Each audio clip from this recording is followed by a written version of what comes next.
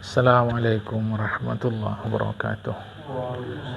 Alhamdulillahi rabbil alamin wassalatu wassalamu ala asyrafil anbiya'i wal mursalin nabiyina maulana Muhammadin wa ala alihi wa sahbihi ajma'in. Man yahdihillahu fala mudilla lahu wa man yudlil fala hadiya lahu. Az-Zuhru ya. Qala al-musannif rahimahullahu ta'ala wa nafa'ana bi ulumihi fid dharain amin summa qala az-zuhru ay salatuhu, sembahyang zuhur. Qala an-Nawawi, berkata Imam Nawawi, sumiyat bidzalika li'annaha zahiratun wasatun nahari.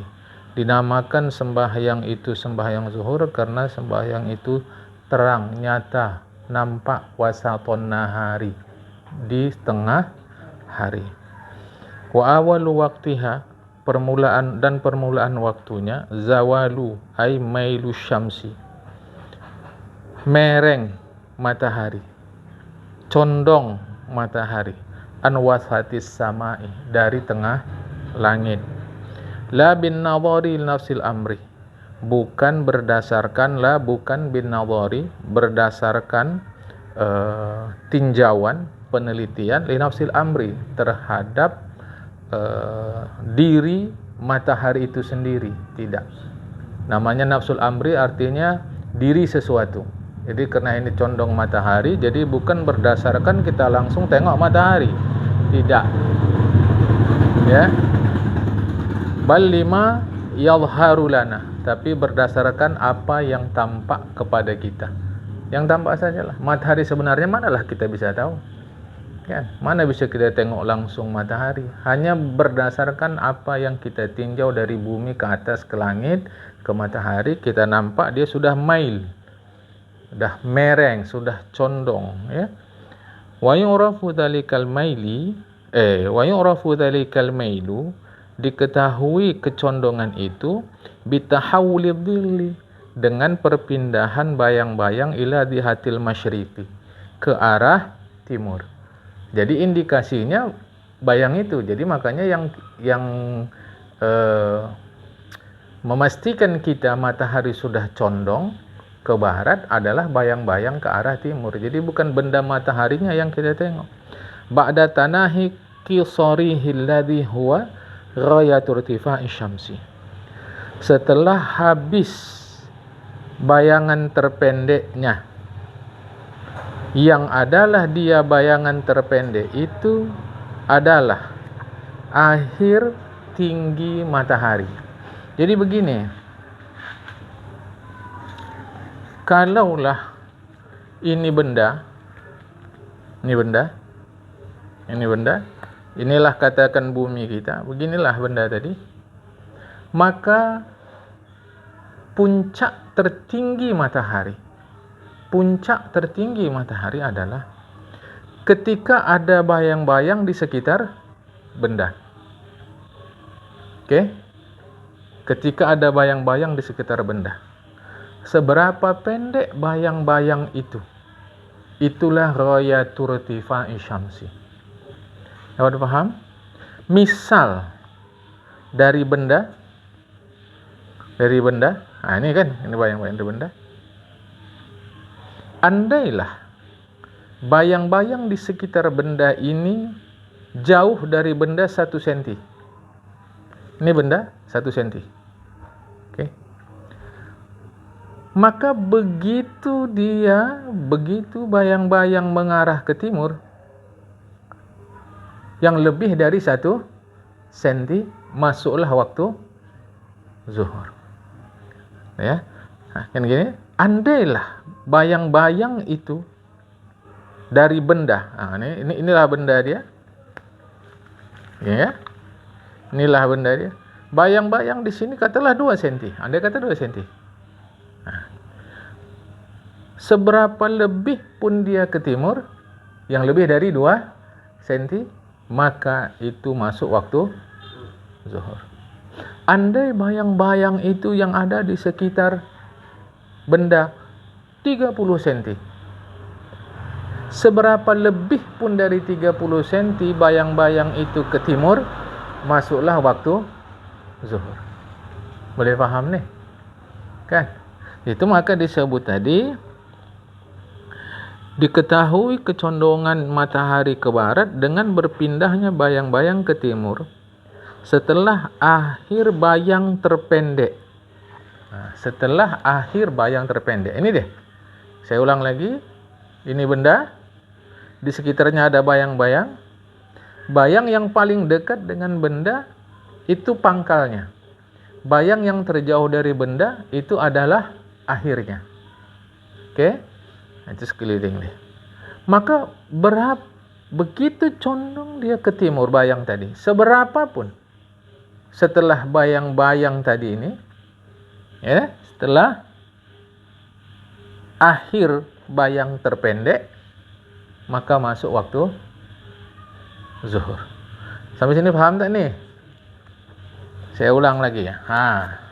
Yang lebih enaknya benda bulat. Ada pulpen, cak pinjam. Ya, pulpen. Nanti izin. Macam ni kan? Ini. Berapa? Tentu di sekitar benda ini ada bayang. Bayang yang terdekat dengan benda, yaitulah pangkal. Bayang terjauh dari benda. Kalau disebut terjauh bukan berarti panjang, kan pendek sajanya dia. Karena dekat dengan benda. Berapa terjauhnya? Katalah terjauh dari benda bayang yang terpendek itu adalah 5 cm. Maka begitu nampak bayang-bayang mengarah ke timur, walau 5 cm lebih 1 mili, maka sudah masuk waktu zuhur. Jadi mau dipastikan dulu bayang-bayang yang berada di sekitar benda. Bagaimanapun lebarnya tetap pendek itu, bayang-bayang itu. Maka akhir bayang-bayang tuh dari benda yang ke timur, yang ke utara, yang ke selatan, yang ke barat, sekelilingnya berapa lebarnya? Ya, berapa? Sebenarnya bukan radius, ding.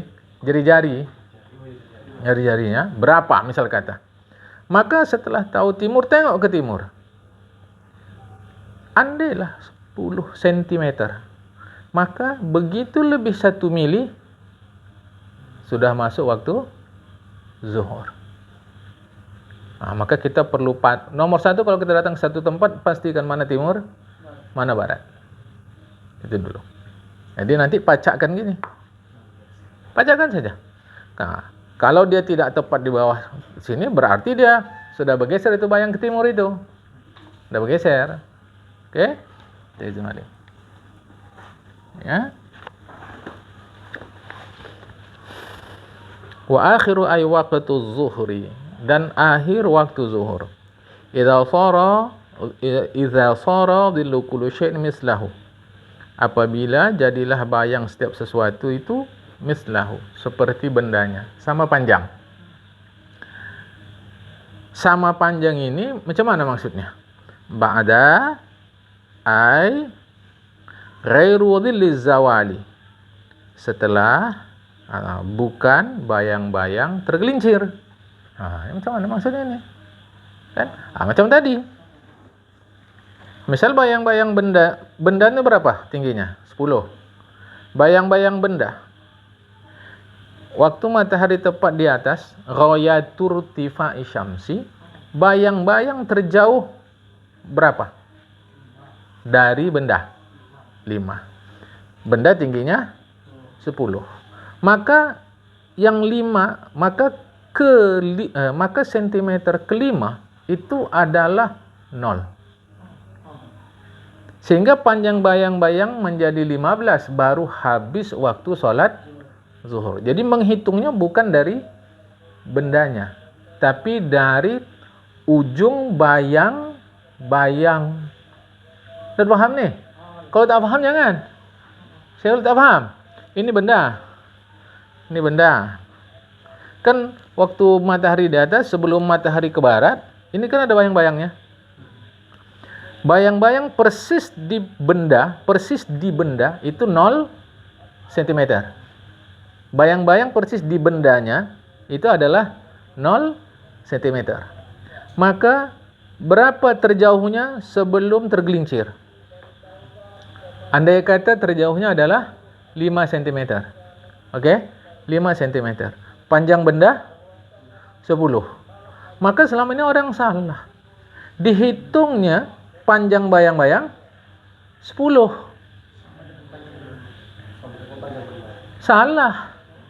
Padahal cara ngitungnya di sentimeter kelima bayang-bayang sebelum matahari ke barat itu adalah 0. Maka dari situlah hitungnya 10. Jadi kalau dari benda berarti bayang-bayangnya panjangnya 15. Baru habis waktu zuhur. Oke, sekarang panjang bendanya 23 cm. Dihitung. Ternyata panjang bayang-bayangnya waktu irtifa'u syamsi 3 cm. Maka berapa panjang bayang-bayang waktu habis salat zuhur? 26. Jadi mau tahu juga kita. Makanya hati-hati. Jadi cara ngitung sebenarnya mudah, nggak usah tahu aja ini. Nggak usah tahu panjang ini. Panjang bendanya. Berapa panjang benda? 25. Misal kata, lebihkan.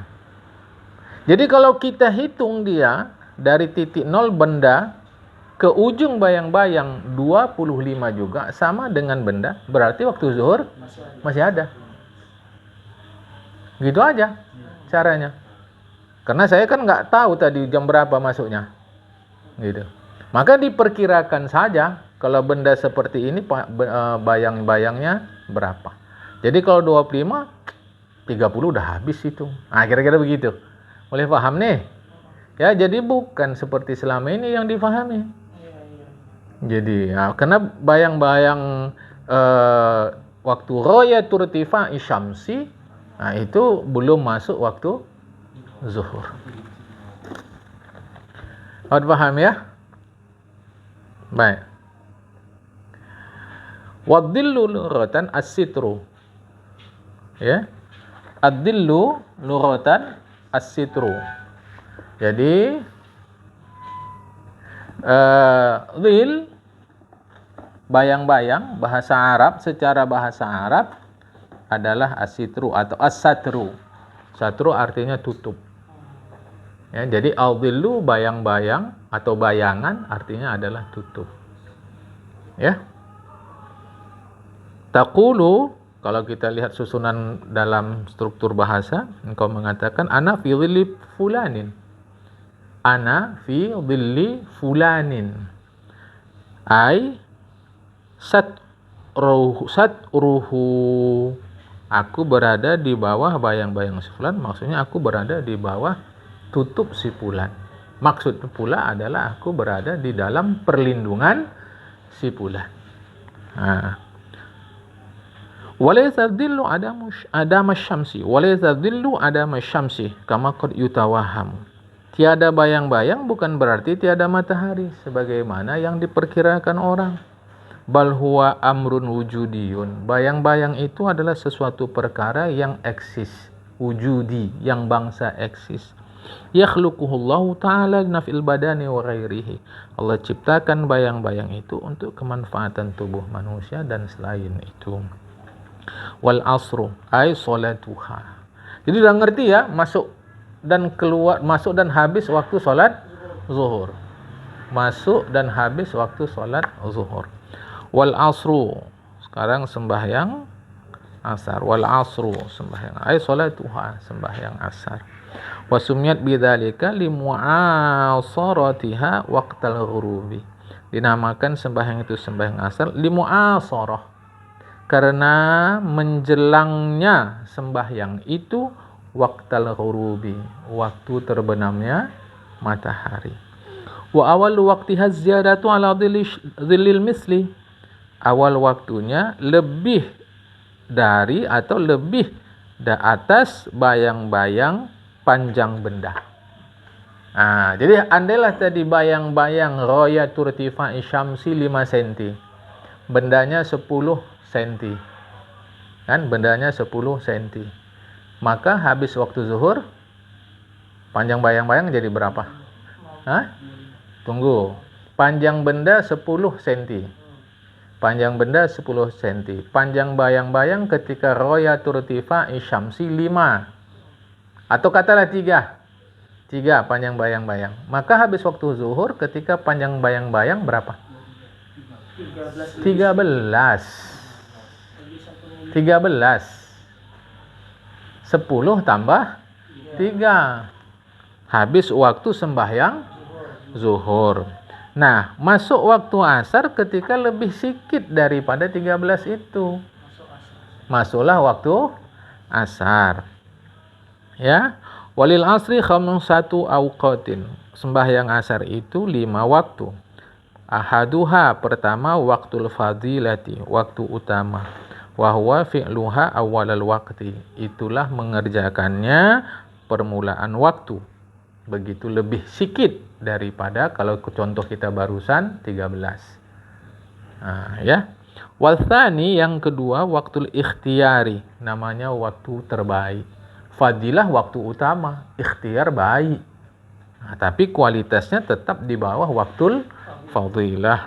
Wa asyara lahu biqaulihi, dan Syekh Abu Syuja mengisyaratkan kepada waktu yang baik itu, waktu pilihan itu dengan perkataan beliau, wa akhiru fil ikhtiyari, akhir sembahyang asar pada waktu yang baik, pada waktu ikhtiar, pada waktu pilihan, ila dhillil mislaini, sampai bayang-bayang itu 2 kali benda. Itu waktu terbaik, tapi waktu asar belum habis. Nah, jadi kalau bayang-bayang royatul irtifa'i syamsi 3, bendanya 10. Waktu ikhtiar habisnya panjang bayang-bayang berapa? 23. 23. Bukan 20. Selama ini dipikir orang 20. 2 kali benda. Padahal terhitung daripada bayang-bayang terluar pada waktu royatul irtifa'i syamsi. Wasalisu waktu jawazi. Yang ketiga waktu boleh. Wa asyara lahu biqaulihi, memberi isyarat kepadanya oleh Tuan Syekh Abu Syuja dengan perkataan beliau, wa fil jawazi ila ghurubi syamsi, waktu bolehnya sampai terbenam matahari. Artinya selama belum terbenam matahari masih boleh. Warabi'u, waktu yang keempat, waktu jawazin bila karohatin, boleh tapi tak makruh. Wa huwa min masiri dhilli mislaini ilal isfirari, yaitu dari masir, jadilah bayang-bayang itu 2 kali panjang benda, ilal isfirar, sampai kelihatan di barat warna kuning. Itu boleh tanpa makruh. Wal khamisu, yang kelima, waktu tahrimin, waktu haram. Wa huwa ta'khiruha, yaitu menunda sembahyang itu, ila an yabqiya minal waqti, sampai tersiksa waktu, ma la yasi'uha, yang tidak cukup. Jadi 4-4-nya tidak di dalam waktu. Gitu aja. Jangan cerita berapa rakaat. Pokoknya 4-4-nya nggak cukup di dalam waktu. Maka itu namanya waktu haram. Salatnya sah tapi dia berdosa. Jika itu terjadi tanpa alasan yang dibenarkan oleh agama. Alasan itu bahasa Arabnya uzur. Kalau ada uzur, tak ada masalah. Malah kadang-kadang wajib sembahyang itu ditunda. Berdosa pula kalau kita kerjakan dia walau di dalam waktu, dalam peristiwa-peristiwa tertentu. Ya, misal saya selalu contohkan. Sebelum maghrib dia memadamkan api. Orang dia petugas pemadam kebakaran sebelum maghrib. Habis isya jam 10 malam pun baru siap. Tak boleh dia tuh tinggalkan demi sembahyang maghrib. Sedang matikan api tinggalkannya untuk sembahyang maghrib, berdosa dia. Tak boleh. Kalau Anda mau tinggalkan sembahyang maghrib, kalau Anda mau tinggalkan mematikan api tadi demi sembahyang maghrib, harap mengundurkan diri dari petugas pemadam kebakaran. Ini mau hati-hati. Ya, jadi pandai-pandai kita menempatkannya. Oke. Wal maghribu, dan sembahyang maghrib, ay salatuha, sembahyang maghrib. Wa summiyat bidzalika, dinamakan dengan sembahyang maghrib li fi'liha, karena melakukannya waqtal ghurubi, waktu matahari terbenam. Wa waqtuha wahidun, waktunya cuma satu saja. Wa huwa ghurubu syamsi, itulah terbenam matahari, ay bi jami'i qarsiha, seluruh qarsiha, seluruh lingkaran matahari. Korson itu artinya cakram bisa, lingkaran bisa, bentuk bisa. Itu bedanya sembahyang subuh dari sembahyang maghrib. Sembahyang subuh, anggaplah ini timur, tangan saya timur. Sembahyang subuh, dikit aja matahari terbit, sudah habis waktu. Sembahyang subuh, sedikit saja matahari terbit, sudah habis waktu. Kita Tapi sembahyang maghrib tidak. Dia jami'ul qarsi, seluruhnya terbenam, barulah masuk sembahyang maghrib. Itu bedanya. Jami'ul qarsi artinya seluruh cakramnya itu, seluruh tubuh matahari, seluruh diri matahari itu tenggelam, barulah masuk waktu maghrib. Paham nih? Wala yaduru baqa'u syu'ain ba'dahu, tak apa-apa kalau masih ada cahaya setelah terbenam. Maksudnya setelah terbenam matahari, cahaya matahari itu masih ada. Maka kadang-kadang kita, bagi yang tak mengerti, kok udah sembahyang maghrib padahal masih cerah. Hanya ada la yaduru baqa'u syu'a, tak apa-apa kalau masih ada sinar matahari. Ba'dahu ay ba'dal ghurubi, setelah terbenam. Karena yang terpenting tubuh si matahari itu, bukan cahayanya. Wa bi miqdari ma yu'adzinu syakhsu wa yatawadda wa yatayammamu wa yasturul awrata wa yuqimu sholata wa yusalli 5 raka'atin. Dan ukurannya, begitu terbenam matahari, ukurannya berapa lama habis waktunya itu. Dan dengan ukuran ma yu'adzinu, waktu yang diperlukan seseorang azan, dan berwudu atau bertayamum, dan menutup aurat, menegakkan sembahyang, kemudian sembahyang 5 rakaat. Itulah pendeknya waktu maghrib. Jadi andai kata begitu masuk maghrib orang azan, berwudu atau bertayamum, menutup aurat, sembahyang, dan sembahyangnya itu adalah dia 5 rakaat. 5 rakaat dugaannya atau penjelasannya adalah 3 maghrib, 2 ba'diyah maghrib. Berapa lama waktu itu? Maka dengan selesainya rakaat kelima ba'diyah maghrib, sembahyang maghrib habis waktunya. Jangan tanya zikir, karena dalam madzhab Imam Syafi'i zikir berjamaah itu tidak diajarkan, cuma tidak pula dilarang. Jadi minus zikir, minus doa lepas sembahyang. Itulah. Begitu salam rakaat yang kedua ba'diyah maghrib.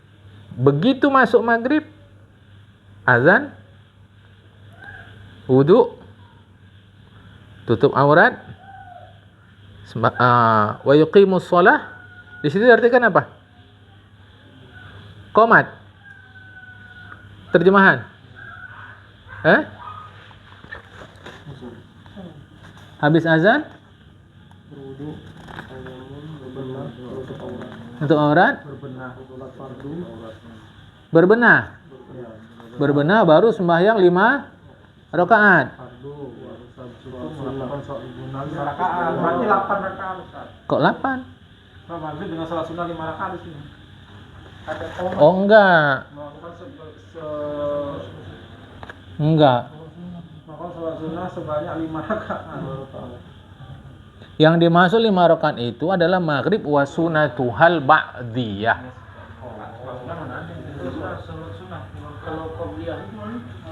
Enggak. Yang dimaksud adalah mengerjakan sembahyang. Wa yuqimus shalah. Wa yuqimus shalah itu artinya qomat. qomat, kemudian dan sembahyang 5 rakaat. Jadi jadi azan, wudu, menutup aurat, salat, qomat dan salat 5 rakaat. Ya. Tak mesti qomat. Tapi berapa lama waktu untuk qomat? Gitu kira-kira. Jadi begitu masuk terbenam matahari, azan, wudu, tutup aurat, qomat, sembahyang. Maka habis rakaat yang kedua ba'diyah, waktu maghrib pun habis. Tapi ingat, bukan mesti azan, yang penting waktunya. Karena azan hukumnya sunat. Oke? Wa qawlu bi miqdari ila akhiri saqitun ba'da nusakhil matni. Perkataan Syekh Abu Syuja wa bi miqdari ila akhirih, sampai akhir itu khamsa rakaatin saqitun. Ya. Tak ada min ba'di nusakhil matni, pada sebahagian naskah matan. Fa'inin qadal miqdarul madhkuru kharaja waktuha. Kalau habislah ukuran yang disebut itu, habis waktunya. Ya. Dah. Wa hadha huwal qaulul jadidu wal qadimu. Inilah pendapat baru dan lama Imam Asy-Syafi'i. Awas. Inilah pendapat baru dan pendapat lama Imam Syafi'i. Pendapat baru Imam Syafi'i ini, pendapat lama Imam Syafi'i juga ini. Oke. Wa rajjahu Nawawi, tetapi mentarjihkannya oleh Imam Nawawi, anna waqtaha, bahwa waktunya,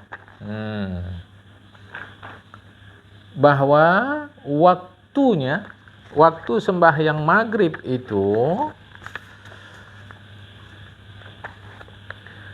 yamtaddu lama ila maghribi syafaqil ahmari, sampai hilang mega merah. Perhatikan, Imam Syafi'i begini, madhab Syafi'i begini. Jadi keliru kalau orang mengatakan bila ikut madhab Syafi'i mesti ikut pendapat Imam Syafi'i. Sebab dalam waktu maghrib kita tidak mengikut pendapat Imam Syafi'i. Yang kita ikut adalah pendapat ulama madhab Syafi'i. Itulah pendapat yang ditarjihkan, yang dikuatkan. Tarjih, penguatan oleh Imam Nawawi. Jadi jangan diduga kalau mazhab Imam Maliki mesti ikut pendapat Imam Malik. Mazhab Imam Abu Hanifah mesti ikut pendapat Imam Abu Hanifah. Mazhab Imam Ahmad mesti ikut apa yang difatwakan oleh Imam Ahmad. Tidak. Karena mazhab sejatinya adalah metode pengambilan hukum dari dalil.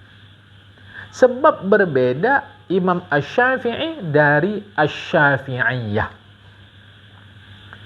Syafi'iyah artinya ulama-ulama bermadhab Syafi'i.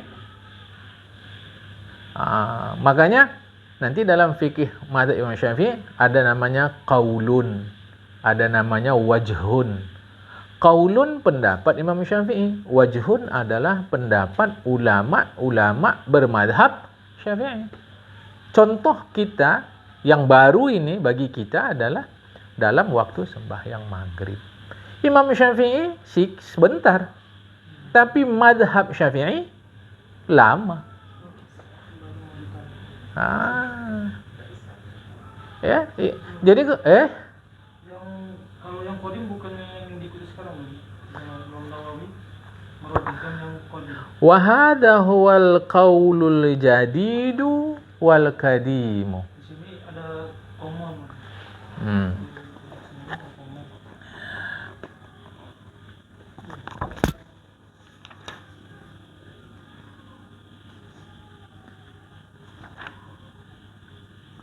Oh ya, di dalam cetakan ini pun ada koma. Berarti salah koma. Berarti di dalam yang ini yang Komanya salah. Al-Kutub salah. Ini yang cetakan Darul Minhaj. Wa hadha huwal qaulul jadid. Ini adalah pendapat jadid. Ini adalah pendapat jadid. Kaul jadid Imam Syafi'i adalah pendek waktu sembahyang maghrib. Tapi justru yang pendek inilah yang dhaif. Pendapat jadid Imam Syafi'i inilah yang dhaif. Kaul qadim tak begitu. Kaul qadim itulah yang ditarjih, yang dikuatkan oleh Imam Nawawi. Bahwa kaul qadim Imam Syafi'i, waktu sembahyang maghrib itu sampai hilang warna merah. Jadi yang dikuatkan Imam Nawawi kaul qadim. Walau Imam Syafi'i ada kaul jadid. Sebab harus diingat, mazhab A bukan berarti mengikuti fatwa si A. Mazhab A bukan berarti mengikuti fatwa si A.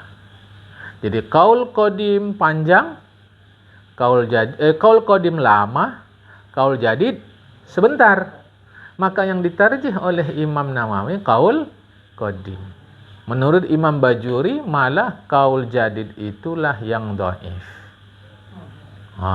Ini bukan kerja kita. Ini kerja para ulama. Makanya hati-hati. Kenapa ikut mazhab Imam Syafi'i tapi tak mengikut pendapat Imam Syafi'i? Kalau kita bukan ikut pendapat Imam Syafi'i. Mazhab-mazhab itu ikut metode. Metode yang sama, hasilnya bisa berbeda. Ini hati-hati. Kan? Begitu juga dalam hadis Imam Abu Hanifah. Antara Imam Abu Hanifah dengan dua sahabat beliau, Syekh Muhammad dan Syekh Abu Yusuf, juga selalu saja berbeda. Ini mau hati-hati. Jadi kita bukan ikut Imam Syafi'i. Lebih parah lagi, nanti ada pertanyaan, kapan dikukuhkan madhab itu? Mana ada kongresnya, mana ada muktamarnya? Tidak ada itu. Itu pembentukan dalam proses perjalanan sejarahnya. Itu saja. Oke? Ya? Baik.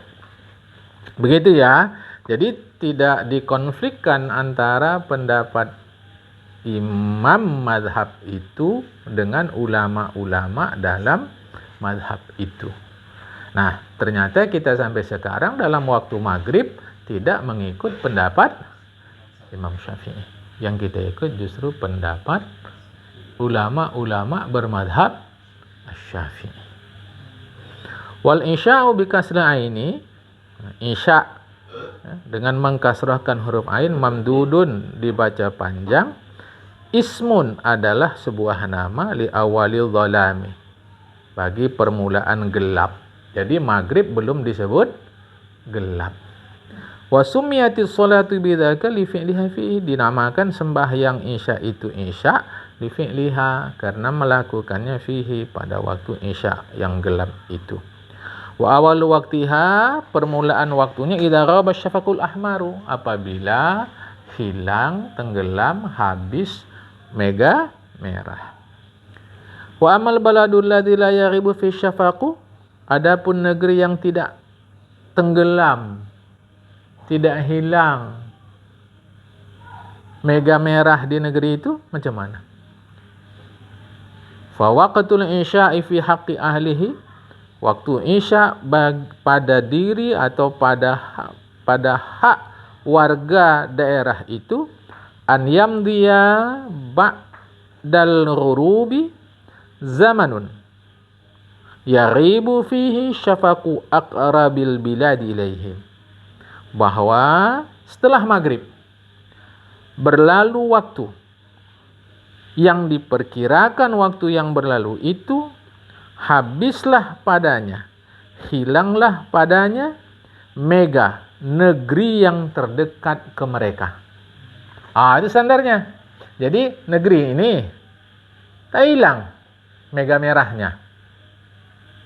Ini ya, negeri ini tak hilang mega merahnya. Tak hilang. Jadi kapan mengetahui waktu isyanya? Maka mana negeri terdekat dari mereka? Itulah menjadi ukuran masuk waktu isya. Negeri terdekat. Di negeri terdekat itu, berapa lama dari tenggelam matahari sampai hilangnya mega merah? Berapa lama di negeri itu? Itulah kita berlakukan di negeri kita yang mega merahnya tak hilang. Jadi walau mega merahnya belum hilang, kalau waktunya sudah sama dengan negeri yang terdekat, berarti sudah masuk waktu isya. Ini juga berlaku untuk puasa. Negeri terdekat dengan negeri kita yang tak ada malamnya itu, berapa lama mereka puasa? Ikutkan itu. Boleh paham nih? Jadi kalau disebut sampai 20 jam puasa, 24 seperti itulah yang kita dengar. Itu informasi saja untuk menegaskan begitulah seriusnya mereka berpuasa. Tapi sesungguhnya masa mereka berpuasa itu, mana negeri yang terdekat dari mereka? Mana negeri yang terdekat? Misal kata, berapa jam situ? Jam berapa terbenam matahari di situ? Sudah ikut buka di situ. Jangan kita teruskan puasa di sini. Orang Belanda itu salah ya? Kalau kita bilang salah, tentu mereka punya pegangan juga, kan? Tapi kalau sampai 20 jam puasa ngapain? Orang nanti tidurnya cuma 2 jam, menyiksa badan.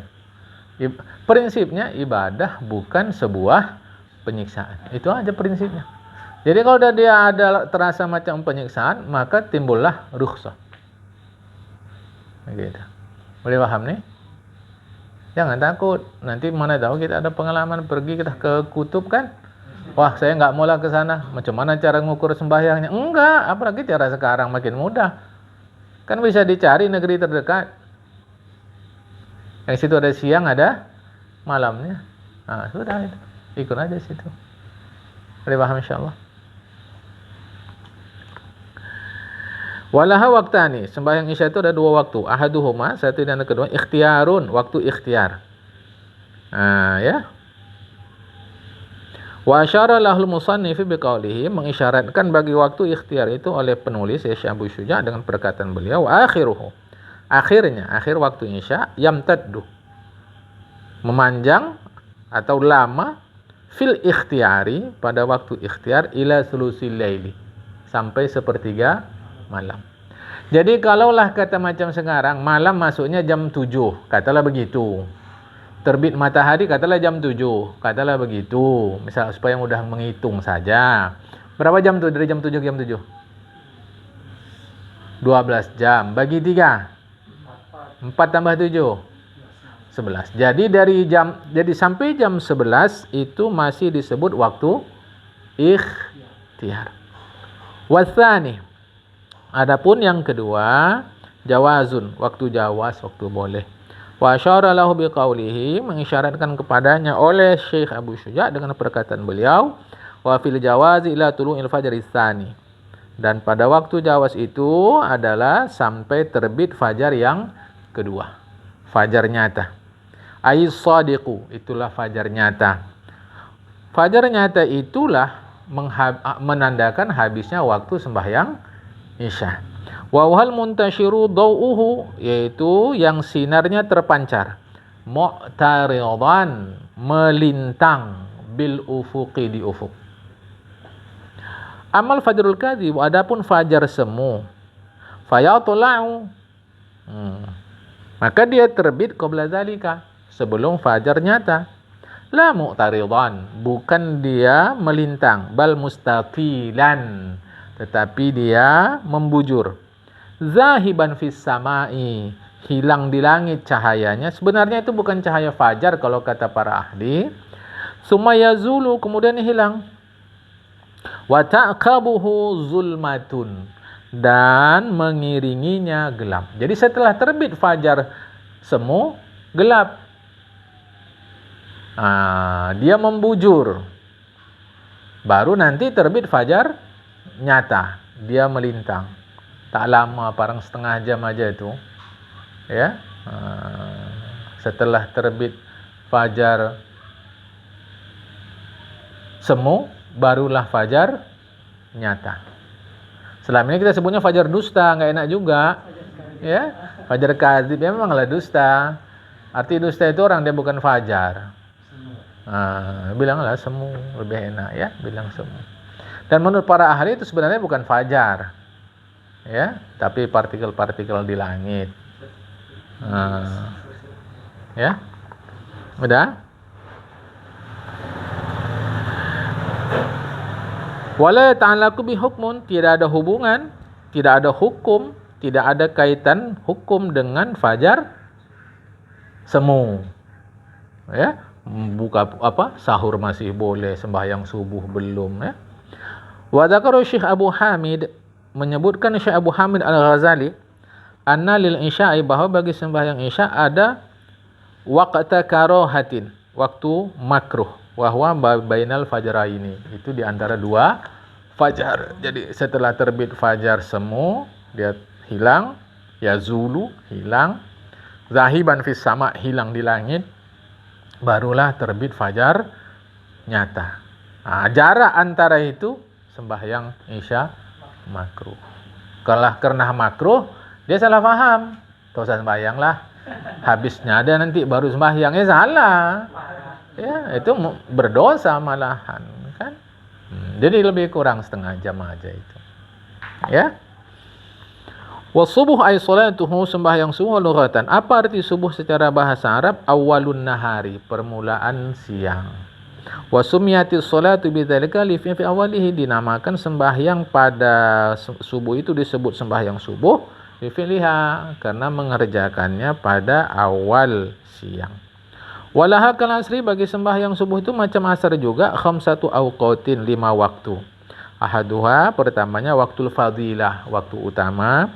Wa awalul waktu, itulah permulaan waktu. Wasani, yang kedua, waktul ikhtiar, waktu baik, waktu pilihan. Wa dzakal musannifu fi qawlihi, menyebutkannya oleh Syekh Abu Syuja' dalam perkataan beliau. Wa awal waqtiha tulu'ul fajri tsani, permulaan waktu sembahyang subuh adalah terbitnya fajar yang kedua. Wa akhiruhu fil ikhtiyari ila isfari, dan akhir waktu ikhtiar adalah sampai isfar. Apa isfar? Wahal idha'atu, cerah. Ya. Wasalisu, waktu yang ketiga, waktu jawazi, waktu boleh. Wa asyara lahul musannifu, mengisyaratkan kepadanya oleh Syekh Abu Syuja' dengan perkataan wa fil jawazi, waktu yang bikarahatin, waktunya boleh tapi makruh. Ya, ila tulu'i syamsi, sampai terbit matahari. Belum terbit tapi mendekat terbit. Warabi', ya, yang keempat, jawazun, boleh bila karahatin, tapi enggak makruh, ila tulil humrati, sampai nampak warna merah. Nampak warna merah di timur, itu udah masih boleh, tapi tak makruh. Makruhnya nanti bila dekat-dekat terbit. Al-khamis, waktu tahrim, waktu haram. Ta'khiruha, yaitu menunda sembahyang subuh ila an yabqiya minal waqti, sampai tersisa waktu ma la yasimuha, yang tak cukup. Tak cukup. Ya. Ada di ujung kali ni. Masuk, Allahu Akbar. Baca Fatihah saja dia, orang di ujung kali. Allah Akbar, rukuk, supaya dapat tamakninah dibaca subhana rabbiyal azim sekali saja. Sami Allah liman hamidah, rabbana lakal hamdu saja. Takut nanti tak dapat tamakninah. Dia sujud subhana rabbiyal a'la, rabbighfirli. Pas tahiyat akhir, wa asyhadu anna Muhammadar Rasulullah, matahari pun terbit. Nah, ini waktu haram. Kuncinya adalah rakaat sembahyang itu tidak terselenggara pada waktu yang disediakan. Maka itu waktu haram. Boleh paham nih? Oke. Jadi nggak usah sibuk dengan terang. Terang kali udah habis waktu, tidak. Kita yang tak mengerti falakiyah, tengok jadwal saja. Ya, kita tak mengerti falakiyah. Kalau kita mengerti falakiyah, aman, tengok sendiri saja, tengok. Meskipun jadwal waktu yang disusun sekarang dengan jadwal waktu yang disusun oleh Allah yarham Tuan Hasan Maksum berbeda dalam lebih kurang 2 menit. Ya. Alhamdulillah sama saya ada jadwal Tuan Hasan Maksum tuh. Yang duluan mana, Mas? Hah? Yang duluan 2 menit yang mana? Semua. Enggak, maksudnya di luar Tuan Hasan Maksum atau duluan? Lebih cepat yang sekarang. Dalam 2 atau 3 menit begitu. Ada yang 2 menit, ada yang 3 menit. Lebih cepat yang sekarang daripada yang dijadwal oleh Allah yarham Tuan Hasan Maksum. Ya, kalau dalam sembahyang nggak begitu besar resikonya, karena kita kan azan nggak langsung sembahyang. Umumnya kan kita kalau azan langsung sembahyang. Biasanya nunggu, kalau masuk waktu maksud saya. Kalau masuk waktu kan nggak langsung sembahyang kita. Biasanya kan azan dulu, segala macam itu. Jadi walaupun kesannya lebih cepat daripada jadwal Tuan Hasan Maksum, itu pada perjalanan nanti sampai juga. Tapi yang berisiko waktu puasa. Itu. Makanya orang tua-tua dulu agak lama dia buka berbanding kita sekarang. Orang sekarang dibangunnya logika, makin dekat kiamat makin cepat, kata dia. Jadi nanti dekat kiamat cepat kali berputar, maka itulah kiamat, kata dia. Ibunya macam gasing.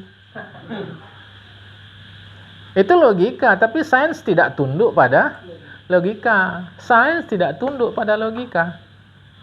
Sains tunduk pada dirinya sendiri. Ya logika, sains lain. Gitu. Boleh paham insyaallah? Jadi kalau kita paham falakiyah, ya udah. Habis ya? Faslun. Bermulai satu fasal. Wa syaraitu wujubi sholati salasatu asya'a. Syarat wajib sembahyang 3. Ya. Terserahlah mau sebut 3 apa, ini enggak usah persoalkan. 3 perkara, 3 apa ya? Biasa kita mengartikannya apa?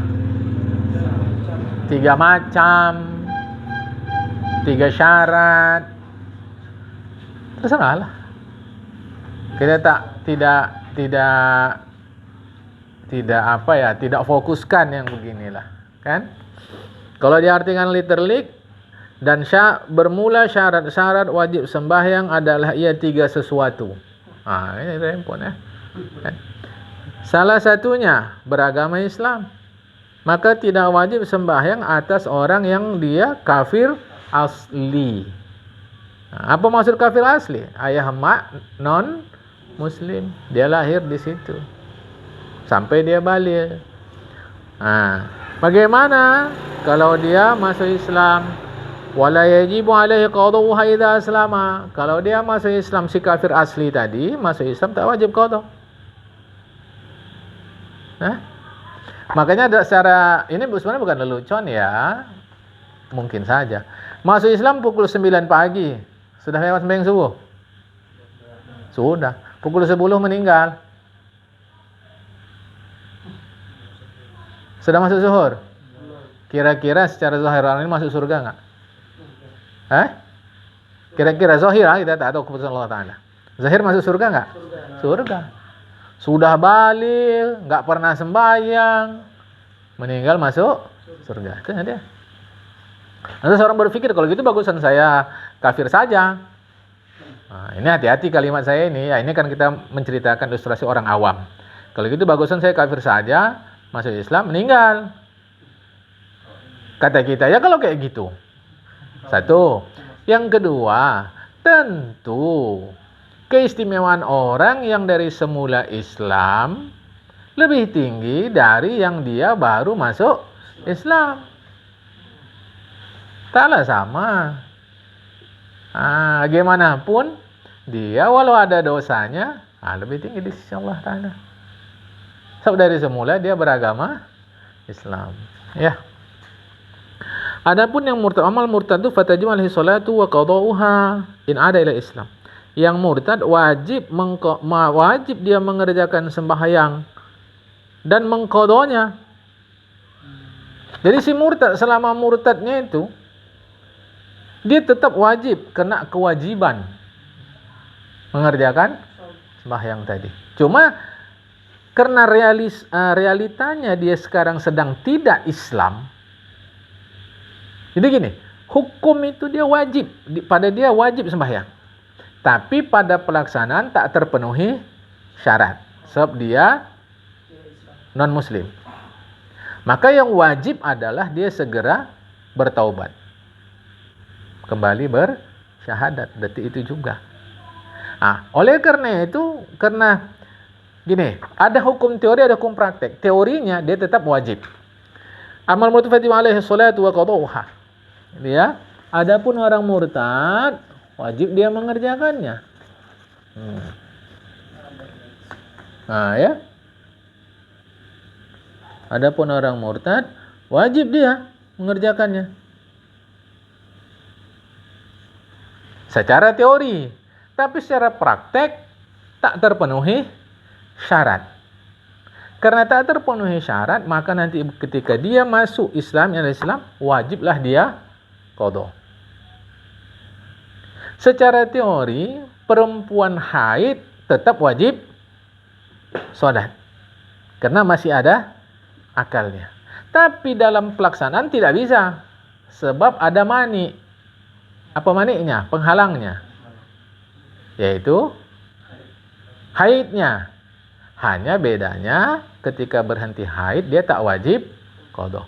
Secara teori hari Senin tidak libur kerja atau sekolah. Itu teori. Tapi karena ada mani banjir, maka tak bisa diselenggarakan kegiatan belajar mengajar itu. Paham nih? Gitu cara memahamkannya ya. Jadi di sini ada disebut di dalam Bajuri ya. Lakin laisal murad an yutrabu biha mariddah fakulahu aslama aslim wa salli. Bukan artinya ketika dia murtad dia dituntut untuk mengerjakan itu, karena tidak mungkin. Syarat tidak terpenuhi. Yang dituntut adalah aslim wa salli. Segera kau bertobat, kembali masuk Islam dan kerjakan salat. Ini mau hati-hati loh. Jangan nanti dikatakan orang murtad tetap disuruh sembahyang. Iya. Teorinya begitu karena dia tidak gila.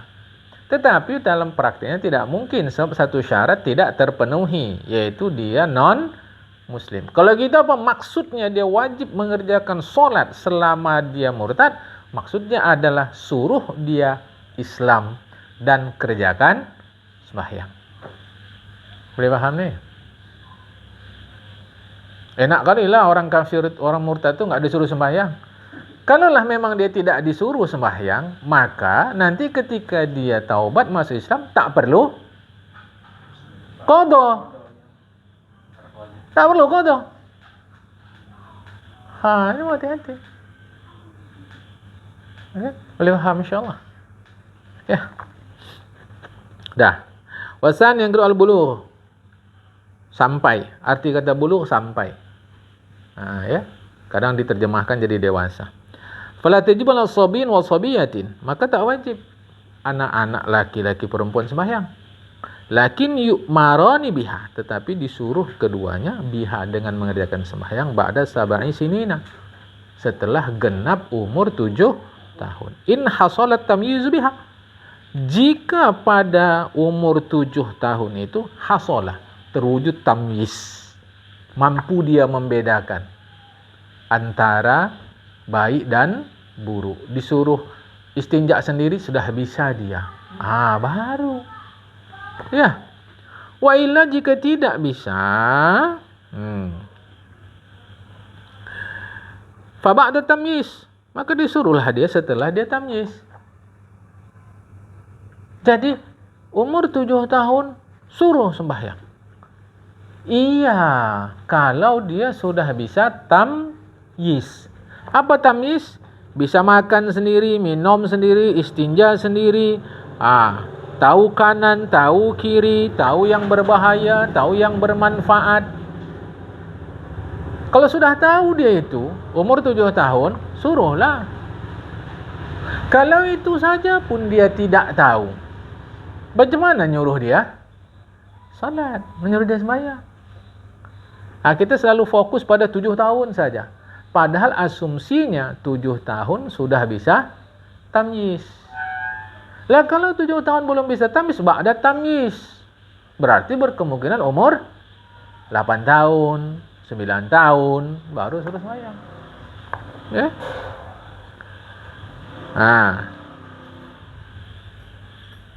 Ada situ ya. Wasalisul terkait ini anak-anak ini, kalau umur 10 tahun dia belum sembahyang juga dipukul. Tapi pukulnya itu bukan dorbu ukubah. Bukan pukul hukuman. Tapi dorbu ta'dib. Pukulan yang sifatnya mendidik. Saya tampar itu gaharu. Saya tampar dia. Saya pulang pengajian datang kok belum sembahyang Isya. Saya tampar. Tapi bundanya tak mengerti. Pikirnya saya tampar pipi. Saya ngerti. Saya tampar ini ujung bibir dia. Tapi gaya saya dahsyat. Kalau orang nengok, wah ini orang tua kejam. Saya tampar. Pakai ujung jari saya. Tapi gaya saya memang namparnya pipi. Saya pulang ngaji dia belum sembahyang. Itu. Tidak bisa. Jadi pukulnya dorbu ta'dib. Pukul karena untuk sopan santun. Ta'dib, pengajaran. Bukan dorbu ukubah, siksa. Dan enggak boleh mubarrah, melukai. Tak boleh. Itu terlarang itu. Ya. Makanya itu bisa disebut kekerasan di dalam rumah tangga. Ya. Wasalisul aklu, yang ketiga itu waras. Perhatian al-majnunin, maka tak wajib sembahyang bagi orang yang gila. Ya, maka tak wajib bagi orang gila. Wa qauluhu wa huwa haddut taklif, dan waras itu adalah ukuran taklif. Ukuran taklif. Apa taklif? Taklif ini artinya ya orangnya mukallaf. Taklif ini artinya orang yang taklif mempercayakan tanggung jawab hukum. Saya lama mencari arti kata mukallaf. Selama ini arti mukallaf apa? Yang kita tahu. Dibebankan hukum. Apa risiko penerjemahan itu? Maka hukum jadi beban. Hukum jadi beban. Makanya saya lama mencari apa bahasa yang cocok. Tanggung jawab hukum. Jadi mukallaf orang yang diberi tanggung jawab hukum. Tanggung jawab hukum itu sendiri disebut taklif. Orang yang diberi tanggung jawab hukum itu adalah orang yang berakal waras. Lah, kalau disebut tanggung jawab hukum, itu justru menumbuhkan rasa percaya diri terhadap hukum daripada disebut beban ya. Mukallaf orang yang diberi beban hukum. Itu makanya orang menolak saja orang beban.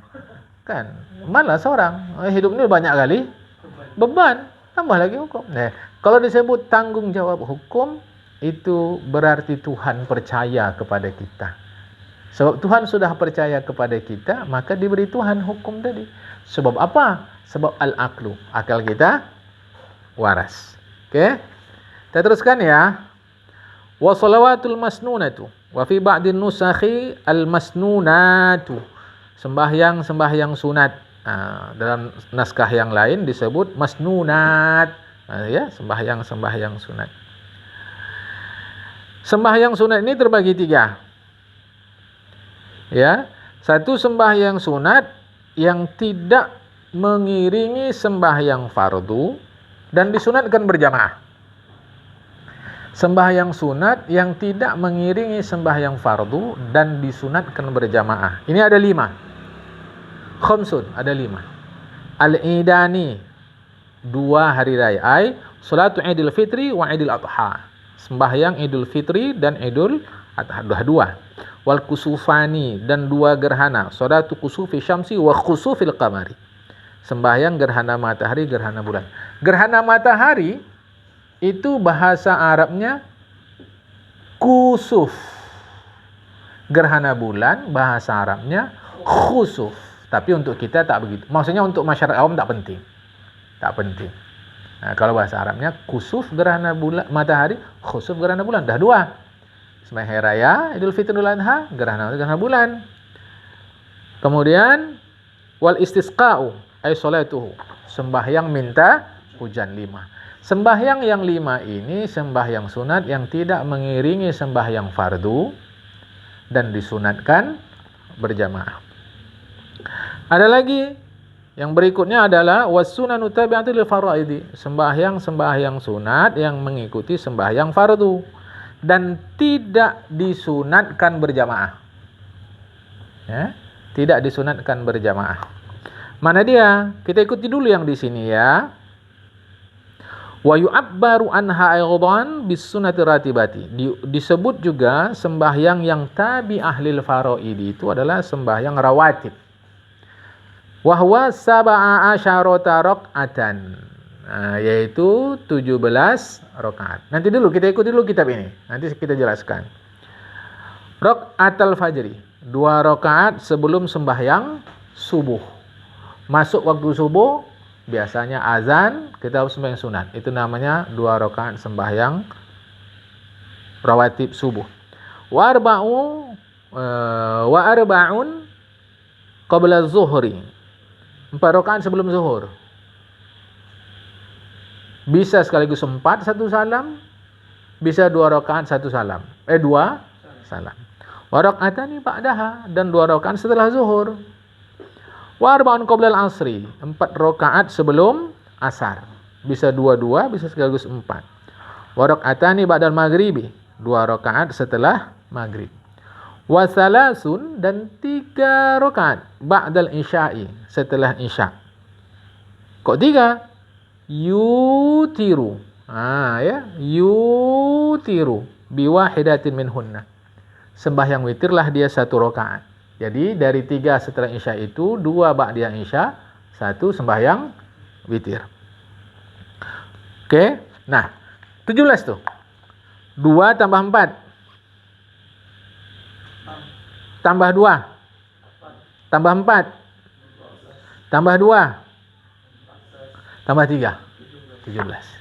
Ini yang dipahamkan beliau untuk kita. Oke, saya mau jelaskan. Di dalam madhab Imam Asy-Syafi'i, walaupun belum madhab Imam Syafi'i, tapi yang menjadi pedoman adalah 22 rakaat. Lihat. 2 sebelum subuh. Ada sebelum mengerjakan subuh. Ini yang muakkad dulu. Yang muakkad, yang kuat. 2 sebelum mengerjakan sembahyang subuh. 2 sebelum sembahyang zuhur. 2 setelah sembahyang zuhur. 6. 2 setelah sembahyang maghrib. 8. 2 setelah sembahyang isya. 10. Ini yang muakkad. Ini yang muakkad. Yang tidak muakkad, 2 sebelum sembahyang maghrib. 2 sebelum sembahyang zuhur. 2 sebelum sembahyang, 2 sesudah sembahyang zuhur. 4. 4 sebelum sembahyang asar. 2 sebelum sembahyang maghrib. 2 sebelum sembahyang isya. Yang 12 itu ghairu muakkad. 10 muakkad, jadi 22. Saya ulang, yang muakkad 2 sebelum subuh, 2 sebelum zuhur, 2 sesudah zuhur, 2 sesudah maghrib, 2 sesudah isya. Ini muakkad. Yang tidak muakkad, 2 sebelum zuhur, 2 sesudah zuhur, 4 sebelum asar, 2 sebelum maghrib, 2 sebelum isya. Jadi sebelum zuhur itu sesungguhnya ada 4. 2 muakkad, 2 tidak muakkad. Tapi sayang, adat kita di sini tak begitu. Karena kita di sini 2 rakaat saja sudah. Bahkan kadang 2 rakaat pun agak susah. Sebab bukan maksudnya susah kita mengerjakannya. Kadang kita masih tahiyat akhir lagi, orang sudah qomat. Nah, lain lubuk, lain ikannya. Ya sudahlah. Apalagi qabliyah maghrib, makin gak ada. Dan lucunya orang lebih mementingkan qabliyah isya daripada ba'diyah isya. Nah, padahal status qabliyah isya itu sama dengan qabliyah maghrib. Nah, ya. Qabliyah asar itu kan 2 rakaat cuma itu. Boleh. Boleh. Tapi kan kebanyakan. Nah, 2 boleh. Nah, sama dengan orang mau tarawih dia berfaham 20, diambilnya aja 2 rakaat. 2 rakaat aja dia tarawih, 18 enggak. Kan tarawih juga. Tapi dapatnya cuma 2. Ada yang ngambil rakaat tarawih itu 4 aja. 16-nya enggak. Ada yang ngambil 8 aja. 12-nya enggak. Nah, ini dah. Masing-masing. Tarawih tak boleh lebih dari 20. Meskipun nanti kata ulama tidak ada riwayat mengatakan tarawih mesti 20. Sebab sembahyang apa saja di dalam Ramadan itu boleh saja. Nah, itu orang Mekah, orang Madinah. Nah, kita teruskan dulu ini. Nanti kalau mau dialog ya. Wal wahidatu aqallul witri. 1 rakaat witir kita kerjakan itu adalah witir yang paling sedikit. Wa aktsaruhu, dan sebanyak-banyaknya ihda asyarata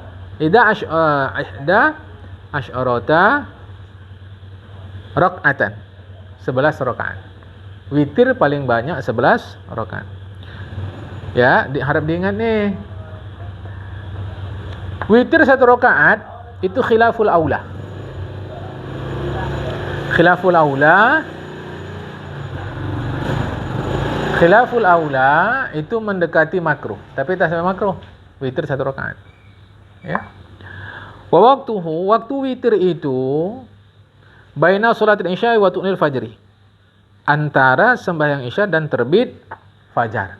Jadi orang boleh mengerjakan witir setelah dia mengerjakan sembahyang isya. Mesti paham nih. Ya. Bukan setelah masuk waktu isya. Tapi setelah dia sembahyang isya baru boleh sembahyang witir. Kalau enggak boleh. Kalau dia mengerjakan witir sebelum mengerjakan sembahyang isya amdan sengaja, ausahan atau lupa, lam yu'tad bihi. Tak sah. Ya. Waratibul muakkadu min dzalika kulluhu asyaru rakaatin. Sembahyang rawatib yang muakkad dari yang semua itu 10 rakaat. 2 rakaat sebelum subuh, 2 rakaat sebelum zuhur, 2 rakaat setelah zuhur, 2 rakaat setelah maghrib, 2 rakaat setelah isya. Ya. Ini kita habiskan ini. Wasalasu nawafila muakkadatun. Ini bahagian ketiga pula. Tadi yang mengikuti sembahyang fardu tak sunat berjamaah. Ini sembahyang sunan muakkad tidak mengiringi sembahyang fardu. Tadi tidak mengiringi sembahyang fardu, sunat berjamaah. Mengiringi sembahyang fardu, tak sunat berjamaah. Ini pula tidak mengiringi sembahyang fardu. Tak juga dianjurkan berjamaah. Dan tiga-tiga ini muakkad. Ya, muakkadatun. Ghairu tabi'atin lil faraidi. Tidak mengiringi sembahyang fardu. Ahadu, 1, salatul lail, sembahyang malam. Ya, sembahyang malam. Nah, ini mau hati-hati ya. Wan naflul mutlaqu fil lail afdal min nafil mutlaq fil nahar. Sembahyang sunat mutlak malam hari lebih utama daripada sembahyang sunat mutlak siang hari. Jadi sembahyang malam ini bukan mesti tahajud, asalkan sembahyang di luar yang tadi itu.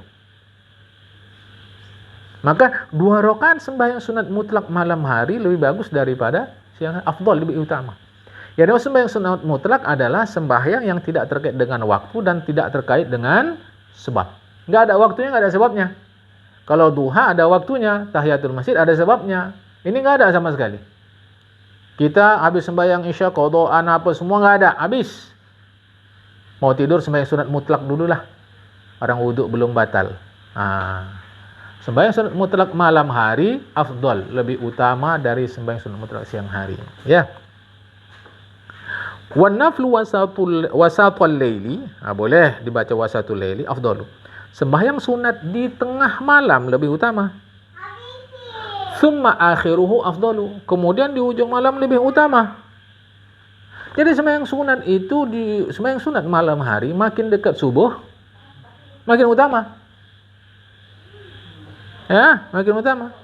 Hadza liman qassama lail aslasan. Ini bagi orang yang membagi malamnya 3 bahagian. Awal, tengah, ujung.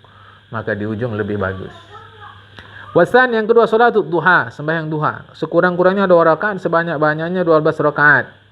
Tetapi yang paling kuat sebanyak-banyaknya 8 rakaat. Waktunya dari sejak naik matahari sampai tergelincir, sebagaimana disebut Imam Nawawi dalam kitab Tahqiq dan Syarah Muhazzab. Syarah Muhazzab itu majmu'. Ya, Syarah Muhazzab. Syarhul Muhazzab. Ya, jadi waktunya dari naik matahari. Kapan itu? Itu 27 menit setelah terbit matahari. Jadi masuk waktu duha 27 menit setelah terbit matahari. Kalau setengah jam 30. Kita tak mau bilang 30. Tak mau kita bilang setengah jam, payah. Ini hukum, masyarakat tahulah. Jam 7 kata kita, terus saja jam 7 nanti, nggak bisa. Karena kalau lambat dia terbit, tambah 27. Nanti bisa lewat jam 7. Kalau cepat dia terbit, tambah 27. Bisa sebelum jam 7. Gitu. Jadi kalau mau terangkan ke masyarakat, aman-amannya jam 8 bilang. Orang. Karena dalam pikiran orang awam, duha itu penting, rezeki pula. Kan? Itu. Ya. As-salis, salatul tarawih, sembahyang tarawih 20 rakaat, 10 salam setiap malam Ramadan. Jadi jumlahnya 5 kali istirahat. Ya, jumlahnya 5 kali istirahat. Berniatlah orang yang mengerjakan sembahyang tarawih setiap 2 rakaat itu, apa niatnya? Usolli sunnat tarawih boleh, atau usolli sunnat qiyami Ramadan. Boleh, qiyam Ramadan boleh. Kalau dia solat 4 rakaat 1 salam, lam tasihah, tidak sah. Waktunya setelah sembahyang isya dan terbit fajar. Jadi orang tidak sah sembahyang tarawih kecuali setelah dia selesai sembahyang isya. Ini udah tarawih orang, awak belum isya, tanggunglah biar ikut tarawih aja, isya belakangan kan bisa. Tak sah. Ya. Nah, dia itu 20. Dan ingat, tarawih tidak mesti mutawaliatan atau mutawaliatan.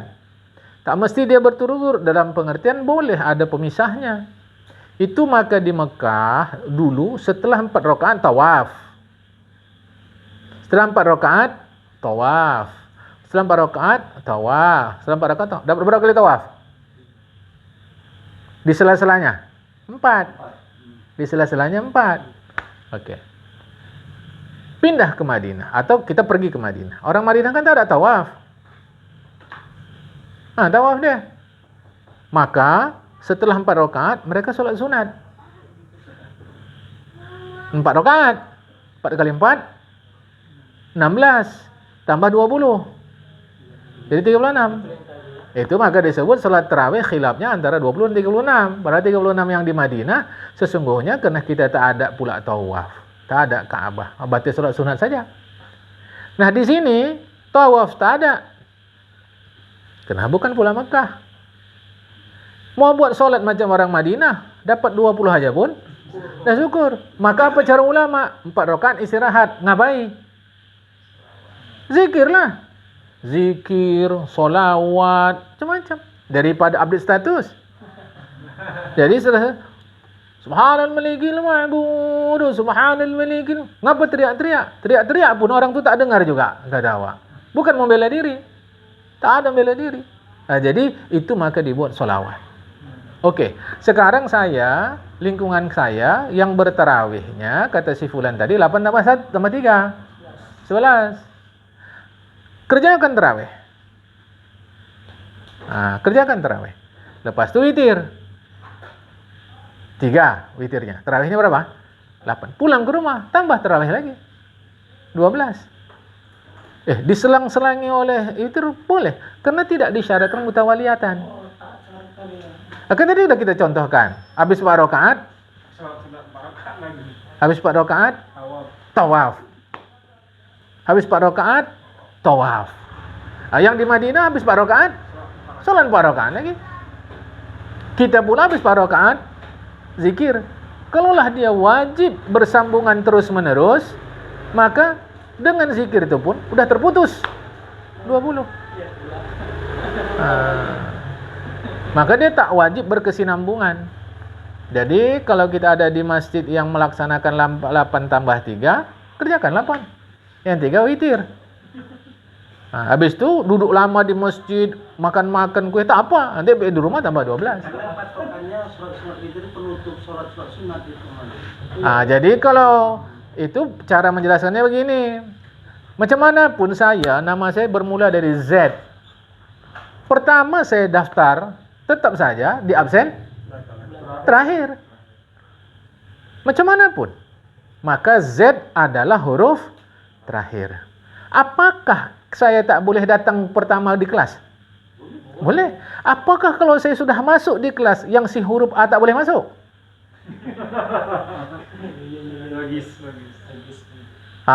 Saya sudah masuk ke kelas si Z, berarti si A tak boleh masuk. Si B, si C sampai si Y tak boleh masuk. Jadi masuk Rasulullah itu, witir itu urutan Z. Bukan berarti kalau si Z sudah masuk kelas, si A tak boleh masuk. Itu salah. Urutan solat witir terakhir. Dari bangun tidur sampai tidur kembali, urutannya witir, si Z. Tapi kalau kita udah kerjakan witir, tak ada halangan. Itu kan pendekatan komparasi. Oke, sekarang prakteknya begini. Kalaulah habis witir tak boleh sembahyang sunat, batallah wuduk dia. Berwuduk balik dia. Berarti tak bolehlah solat sunat wuduk. Kan tak boleh. Karena sudah witir. Keluarlah dia dari masjid.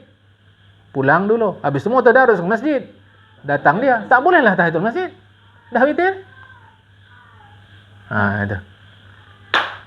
Jadi itu maka selalu saya katakan, kalau mengaji itu, beranikan kita untuk berdialog. Dengan catatan kalau narasumber memang orang terbuka, kalau enggak nanti marah dia. Jadi kok enggak percaya kok yang aku bilang nih? Ini bahaya. Jadi walau witir urutan terakhir, tak ada halangan setelah dia dikerjakan, mengerjakan yang lain. Oke? Nanti kalau dialog selepas ini, insya-Allah ya, akan datang syarat solat sebelum masuk atau sebelum mengerjakan solat. Kalau tadi syarat wajib. Syarat wajib. Siapa yang wajib mengerjakan solat? Nanti ini syarat sah. Jadi ini tadi kemana Mali? Mana? Walau sholat rakaat minha bi taslimatin wahidatin lam tasih itu kemana? Mana itu? Satu baris terakhir sebelum terakhir. Walau sholat 4 rakaat minha bi taslimatin wahidatin lam tasihha salatuhu. Lam tasih salatuhu. Ini maksudnya sholat 4 rakaat yang enggak sah.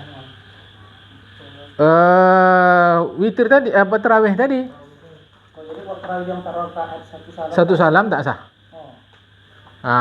Ya. Kalau dia sholat tarawih 4 rakaat 1 salam, maka sholatnya menjadi tak sah. Bukan batal. Kalau batal tuh sedang dikerjakan. Kalau ini tidak, memang dari awal sholatnya tak sah. Ya. Dan tak sah sholatnya itu. Karena kan ada juga orang buat 443-nya. Kalau perkara ada orang buat, korupsi pun ada orang buat. Jadi tak sama. Tak sah. Oke, nanti dialog lepas ini akan datang adalah syarat sah sholat. Kalau ini kan syarat wajib sholat. InsyaAllah dalam malam Rabu depan syarat sah sholat. Siapa yang sholatnya sah? Ini mesti kita kebut supaya cepat tamat. Ya. Mudah-mudahan yang ada ini bertahan sampai titik darah penghabisan. Wallahul muwaffiq ila aqwamit thoriq. Assalamualaikum warahmatullahi wabarakatuh.